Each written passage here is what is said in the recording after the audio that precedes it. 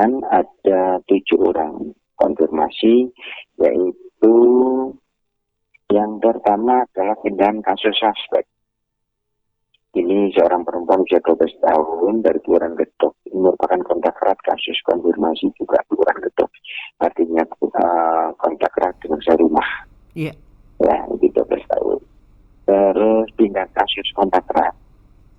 Ini sebanyak 3 orang dari Kelurahan Sukorejo. Ini juga merupakan kontak erat kasus konfirmasi Kelurahan Sukorejo. Ini satu rumah juga. Jadi juga positif, langsung dinyatakan positif. Jadi 3 orang ini perempuan usia 16 tahun, perempuan usia 55 tahun, dan laki-laki usia 21 tahun. Terus untuk konfirmasi berikutnya 3 orang dari Kelurahan Terumbu. Yeah. Ini yang pertama adalah tenaga kesehatan 34 tahun. Ya. Terus seorang perempuan 34 tahun itu merupakan istrinya dari Kelurahan Terumbu, dan seorang laki-laki usia 10 tahun itu merupakan anaknya. Jadi ini 3 orang ini satu rumah. Dan kasusnya dengan suami seperti itu. Yang dinyatakan sembuh seorang itu dari Kelurahan Sangampatan, laki-laki usia 53 tahun, dari Kelurahan Karangsari perempuan 34 tahun, dan dari Gedok ini seorang tenaga kesehatan perempuan usia 35 tahun. Itu yang konfirmasi selebihnya. Yang konfirmasi selebihnya masih melakukan isolasi ya di rumah sakit dan isolasi mandiri di rumah.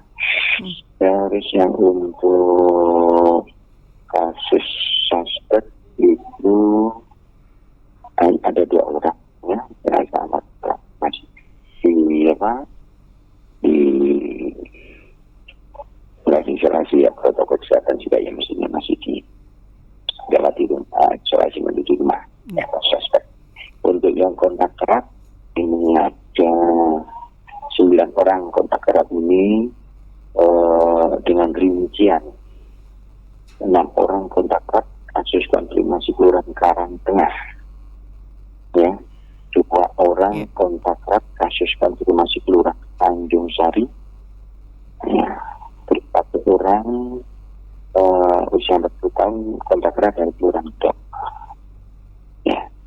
Untuk selanjutnya yang ini akan yang RT-PCR yang sudah dinyatakan negatif tanggal 29 Agustus kontak erat itu sebanyak 58 orang. Jadi sudah selesai, artinya dinyatakan negatif dan langsung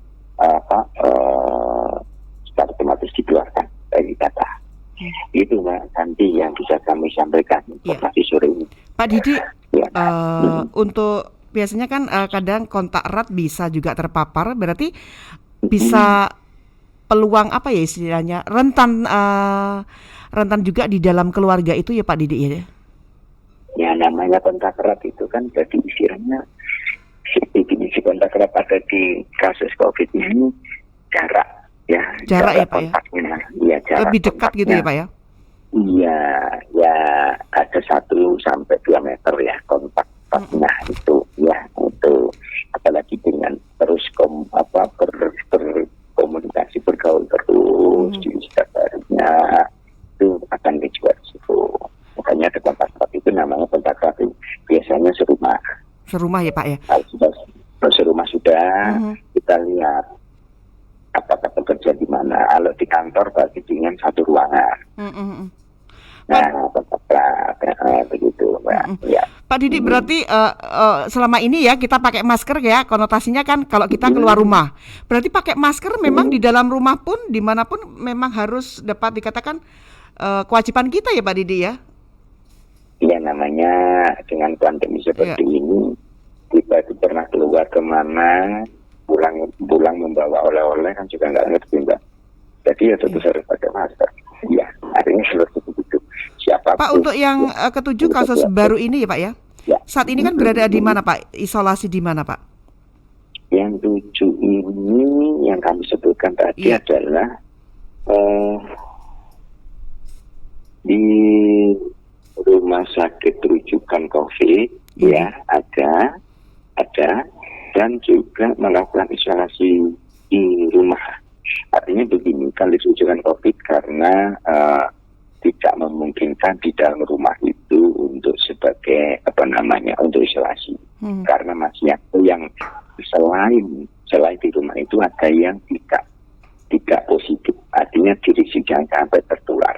Itu yang pertama. Terus yang kedua, dengan lakukan isolasi mandiri manakala satu rumah ya itu terkena, dan itu dari yang lainnya mendukung, sudah di rumah saja kita openi kasarannya ya, diopeni, tidak boleh kemana-mana. Nah itu tidak harus ke rumah sakit, yang penting tanpa salah, yang penting tanpa nah itu begitu Mbak. Pak Didik, sekarang pemberitaan kan ada klaster baru di pabrik juga ya Pak ya, seperti di Jawa Barat pabrik apa itu Pak ya, elektronik kalau nggak salah, itu juga banyak sekali yang terkena. Nah ini dengan adanya istilahnya penambahan klaster baru ini, apa himbauan Bapak Didik Pak? Monggo. Ya, artinya dengan komunitas yang berkumpul kan, tapi kan biasanya begitu. Berkumpul itu tidak harus banyak.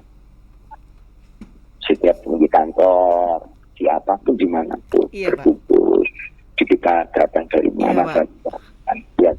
Makanya tetap masker, ketemu cuci tangan, atau yang dasar, itu saja. Nah ini terus setelah itu selesai, cara melepasnya juga, melepas masker. Nah ini juga penting juga. Yang betul gimana Pak? Ya tentunya yang dari tinggi dalam, ketika lepasnya itu dibalik gitu. Tapi jangan sampai menyentuh yang di dalam itu, jangan sampai menyentuh tangan kita, jangan sampai menyentuh yang di dalam. Ya, nah dibalik begitu. Nah setelah itu kalau memang masker yang disposable langsung disobek, dibuang. Terus kalau yang kain itu juga bersabar, tetapi cara bawanya itu setelah taruh di airnya jangan ditampur di tempatnya, dicuci. Yang setelah bawa itu cuci tangan cuma satu, itu ya. Jadi memang hati-hati, ini sedikit setiap apa yang kita pegang pun juga harus dibersihkan juga, begitu Mbak. Kita tidak tahu di mana posisinya virus itu sembunyinya di mana ya. Anggap aja di mana-mana ada gitu. Ya, terima kasih banyak Pak Didik. Nanti saya tunggu ya Pak ya. Datanya Pak. Matur suwun sangat Pak Didik informasinya. Semoga dengan informasi ini kita juga lebih terus ya mendisiplinkan diri dalam protokol kesehatan. Semoga tambah sehat Pak Didik. Selamat istirahat. Mohon maaf mengganggu. Assalamualaikum Pak Didik. Waalaikumsalam warahmatullahi wabarakatuh.